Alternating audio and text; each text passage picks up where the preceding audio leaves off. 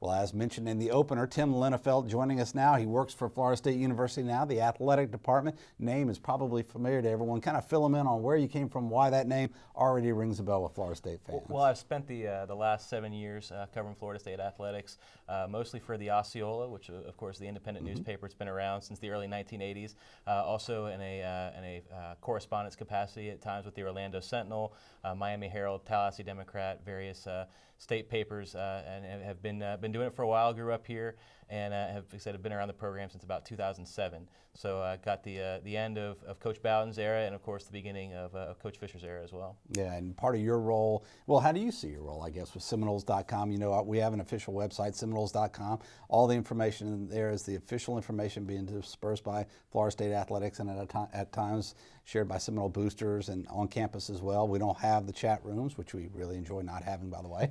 But our chat room is right here next to me, Tim Linafelt. You're able to put some of our personal touch on some of the dry copy that used to come through, the AP style copy. Now you can kind of write a game story and put a little flavor into it. Yeah, and you know, it's actually been really good, and I feel like my role in a lot of ways is similar to what it was before. I'm still at media availabilities and press conferences, still asking questions to Coach Fisher and players and Coach Hamilton and everybody on campus, and really, you know, just trying to, I guess, connect the fans and supporters here at Florida State to the coaches and the players that they care about. Try to put, like you said, a personal spin, introduce, you know, who these people are as people, more than just, you know, jersey numbers or you know, suits on a sideline, and try to, you know, introduce the fans and the boosters and supporters and community to who these people are. And how much of that, when you sit down, do you think about, if I'm Joe fan sitting back, high-level supporter, low-level supporter, whatnot, what would I want to know about this? Is that the approach you take? Absolutely. And, you know, the biggest thing that comes to mind to me, especially after a football game, is I say,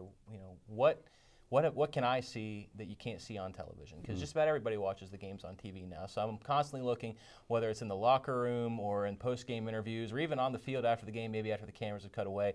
Is there a scene? Was there a moment? Was there, you know, something shared between a coach and a player who maybe made a big play, or maybe two players that you know, were on opposite teams? A Florida State player who had a high school teammate on the other sideline that they met up after the game. Just you know, little nuggets like that didn't show up on the TV broadcast. That's usually kind of what I try to zero in on.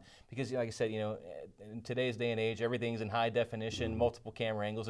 It's harder than ever, I think, to find a unique angle or a unique storyline. So that's what I really think you have to keep in the back of your mind. Well, we're very proud of Seminoles.com and really hope you go there for all your information. We're about to start a new venture. In fact, just started it.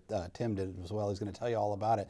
But one of those approaches as to giving the fans what they want, how about taking you through the entire NFL draft process with some of our former players, right from where they're training in their personal camps right now, all the way through going through the NFL Combine and draft day itself. Tell them about it. It's something I'm really, really excited about. It's something I've never really had the opportunity to do before. We started earlier this week, drove over to Pensacola, Gulf Breeze specifically, where Cameron Irving and Mario Edwards Jr. are training in advance of the NFL Combine. We got with them there, saw what they did, got up and had breakfast with them at the crack of dawn, saw their training regimen, got to go see where they're living and hanging out while they're over there training, and then we're going to follow them up in a couple weeks to the NFL Combine in Indianapolis, then back for Pro Day here at Florida State in March, and then see, you know, depending on where those guys decide to watch the draft, whether it's at home or in Chicago where the draft is, wherever they decide to be is where we'll be too.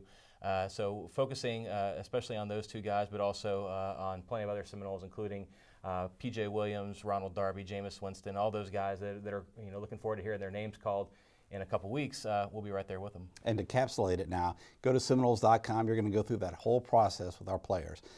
What are they doing today? What are they doing, and wherever they are? Pensacola, I think, is where you were most recently. But training for that, what are they doing diet-wise? What are they doing to get ready? What's different than what they were doing at Florida State? And then you're going to be at the Combine. Yep. Seminoles.com is going to be right there. You're going to see them run those 40-yard dashes, see what they're talking about, the meat market of the Combine, and then the highs and lows of the actual NFL draft experience. Really good stuff, really inside stuff, right on Seminoles.com. And you're doing that not only with that, but you're going to do with sand volleyball golf and tennis and track and baseball and softball, everything else we've got going on. So it's we're a lot. excited about what you're doing on Seminoles.com. We hope you have that as your homepage, or at least you go there each and every day to get all that information and read all the great stuff that Tim Linafelt is writing. And if you got suggestions, send them into him. We can probably get him to write about that as well. He's writing a lot about basketball, going to start writing about that NFL draft. Tim Linafelt, thanks for joining us in our Anytime. one-on-one segment. You'll get to know him even better if you go to Seminoles.com.